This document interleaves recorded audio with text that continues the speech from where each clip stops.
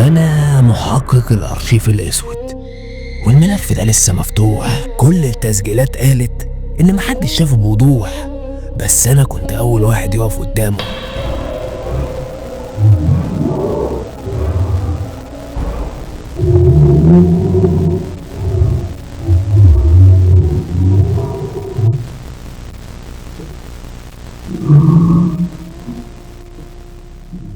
التسجيل ده اتسمع من موبايل مقفول، مفيش شبكة، مفيش حد مسجله. الليل كان نازل على الطريق، الشبورة مالية الغطام، ناس بجلاليب وقفوا بعيد ولا واحد فيهم راضي يقرب. واحد فيهم قال ده صوتهم. حد سأله صوت مين؟ قال اللي بيسكنوا الطريق بعد المغرب، وفي آخر السكة الظل كان واقف مش بيتحرك بس سامع، وأنا كنت أول حد يقف قصاده.